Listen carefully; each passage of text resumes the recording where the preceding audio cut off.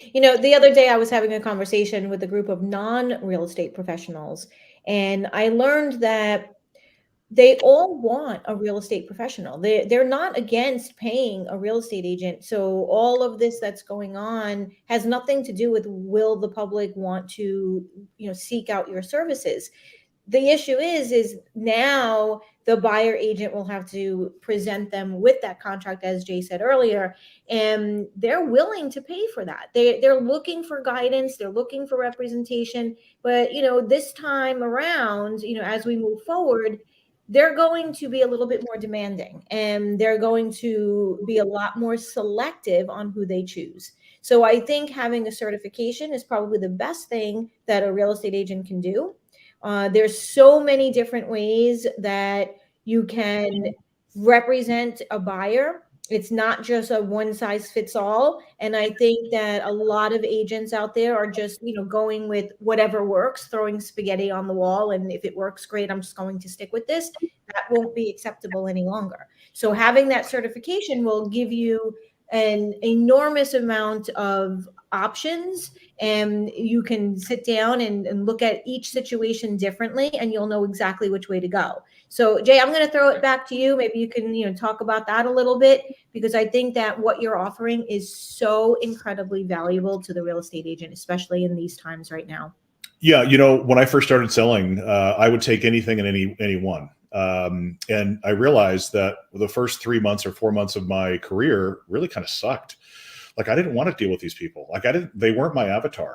Not that they were bad, they just weren't what I was looking for. And so the certification will help you guys certainly build that confidence, so you don't have commission breath, right? So you're not just going out there grabbing anybody out there you possibly can and trying to work with everybody. It'll give you the confidence to be able to work with the people that you do a good job of attracting and that want your services. And Victoria, 100% agree. There's not one person I've ever talked to that doesn't want representation, good representation. And what I always teach my agents is, look, the general public and your clients, they expect expert advice. They don't expect perfect advice, because nobody has it. They expect expert advice from an expert person from in their field, right?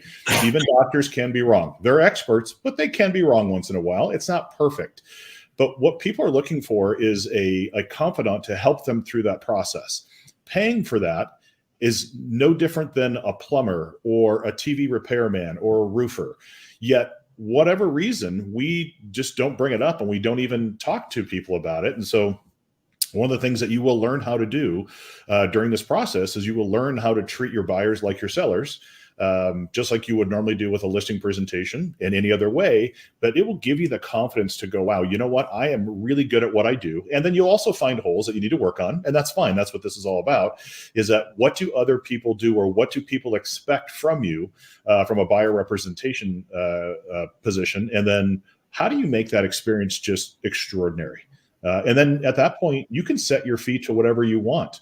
I was kind of a disciple of the Dan Kennedy, marketing guru, and at one point he was getting $25,000 per speech, and now it's up to $150,000 per speech, or for an hour and a half of his time, right?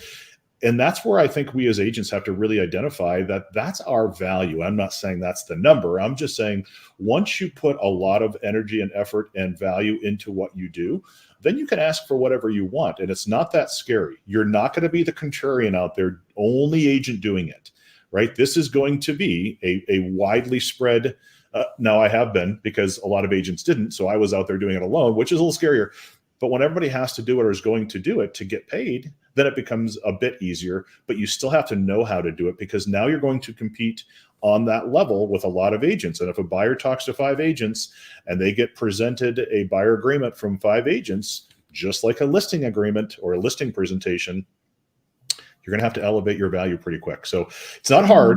It's going to be a process. And we've this thing worked really, really well for the last 7-8 years, and it's changing all the time. We're always competing with different things. So it's an easy thing to get fixed in your business, but you got to take that first step.